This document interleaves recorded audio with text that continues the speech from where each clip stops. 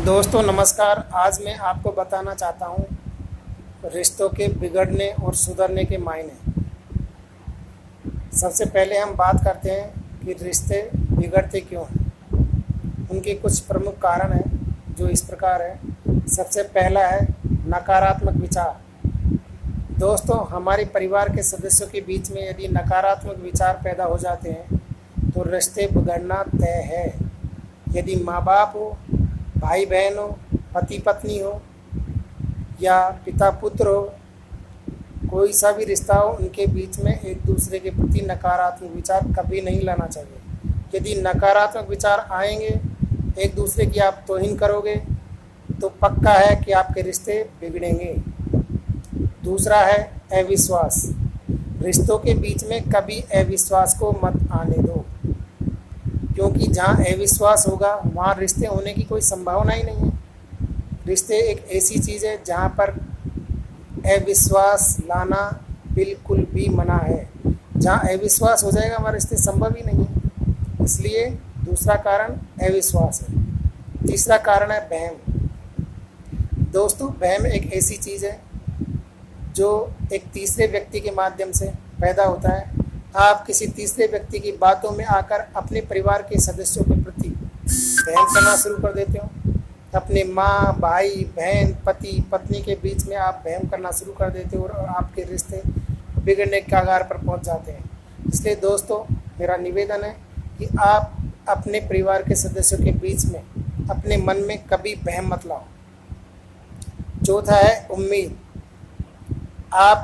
आपको ईश्वर ने आपकी ज़िंदगी दी है।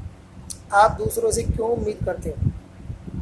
आपको अपनी लाइफ जीनी है, अपने लेवल पे जीनी है। और यदि आप उम्मीद करोगे, आपका भाई नौकरी करता है, आपकी जॉब नहीं लगी, आप उम्मीद करते हो कि वो आपको पैसे दे, तब आपका पेट पालन होगा, तब आपके बच्चों का पेट पालन होगा। तो आप ऐसी उम्मीद करोगे और आपका भाई कोई परिस्थितिवश, किसी कारणवश आपको नहीं पैसे दे पा रहा है, तो आपके मन में इस तरह की उम्मीद आपको नहीं पालना चाहिए, क्योंकि ऐसे रिश्ते बिगड़ना लगभग तय है।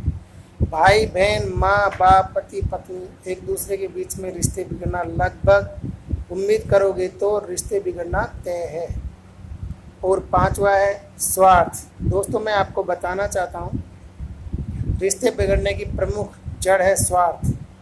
ये सभी कारण जो है स्वार्थ की वजह से हमारे मन में पैदा हो जाते हैं, हमारे जहन में पैदा हो जाते हैं। जहाँ स्वार्थ पनप जाता है वहाँ व्यक्ति के अंदर, एक दूसरे के अंदर बुराइयाँ दिखाई देना शुरू हो जाता है। इसलिए आप किसी एक दूसरे के अंदर बुराइयाँ ना देखें, आप स्वार्थ ना पालें, स्वार्थ को ख़त्म कर दें, स्वार्थ को दूर रखें। जहाँ स्वार्थ पैदा हो जाएगा वहाँ आप एक दूसरे के प्रति, चाहे भाई बहन हो, माँ बाप हो, पति पत्नी हो, पिता पुत्र हो या पिता पुत्री हो, कोई भी हो, उनके बीच में रिश्ता बिगड़ना लगभग तय है। मैं आपसे निवेदन करना चाहता हूँ कि इन 5 चीज़ों को, नकारात्मक विचार, अविश्वास, वहम, उम्मीद और स्वार्थ, इन 5 चीज़ों को त्याग दीजिए। आपके रिश्ते कभी नहीं बिगड़ेंगे। और आगे मैं बताना चाहता हूँ, रिश्ते यदि आपको स्थायी रूप से रखने हैं, उनके अंदर मिठास रखना है, तो आपको 5 चीज़ें ही अपनानी पड़ेगी। तब आपके रिश्ते बहुत अच्छे से, सरल तरीके से, मिठास से चल सकते हैं। उनमें सबसे पहले आपको सकारात्मक विचार अपनाना है। आपको घर के हर सदस्य के प्रति एक दूसरे को सकारात्मक विचार अपनाना है। एक दूसरे की प्रशंसा करनी है। कोई गलत कार्य हो जाए तब भी उनकी प्रशंसा करनी है। एक दूसरे के प्रति सही रवैया रखना है, तभी आपके रिश्ते सही रह सकते हैं। दूसरा है समर्पण। दोस्तों, एक दूसरे के प्रति आपको त्याग की भावना रखनी है।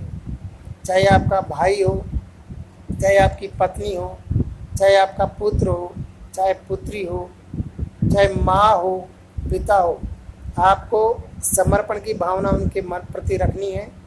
आपको त्याग की भावना रखनी है। तब ही एक दूसरे के प्रति त्याग की भावना या अर्थात समर्पण की भावना रखकर ही रिश्तों के अंदर अच्छे से मिठास लाई जा सकती है। तीसरा है प्रेम। दोस्तों, परिवार के सदस्यों के बीच में हर समय प्रेम बना रहना चाहिए, क्योंकि प्रेम एक ऐसी चीज़ है, एक ऐसा वृक्ष है, एक ऐसा फूल है जो सबको खुशबू प्रदान करता है, सबको छाया प्रदान करता है, सबको फल प्रदान करता है। दोस्तों, प्रेम को अपने मन में, अपने दिमाग में, अपने ज़हन में बिठा लीजिए। एक दूसरे के प्रति प्यार से बातचीत कीजिए, एक दूसरे के प्रति प्यार की भावना रखिए, एक दूसरे के प्रति प्यार को अपनाइए। रिश्ता कभी नहीं बिगड़ेगा यदि एक दूसरे के प्रति प्यार की भावना आपके मन में रहेगी तो। चौथी, इच्छा। आप कभी किसी से इच्छा मत करो कि वो ये करेगा तब मैं उनका ये वो करूँगा। आप अब एक दूसरे की इच्छाओं को समझने की कोशिश करो और उनकी इच्छाओं को समझकर आप उनकी इच्छाओं के अनुसार कार्य करो, तब आपके रिश्ते कभी नहीं बिगड़ सकते। यदि आपने अपने परिवार के सदस्यों की इच्छाओं को समझ लिया, उनको आपने पहचान लिया कि आपसे कौन सा व्यक्ति क्या चाहता है और उसी अनुसार आपने कार्य किया, तो आपके रिश्ते कभी भी नहीं बिगड़ सकते। पांचवा है भावनाएं। दोस्तों, परिवार के बीच में, परिवार के सदस्यों के बीच में एक दूसरे की भावनाओं का समझना ज़रूरी है।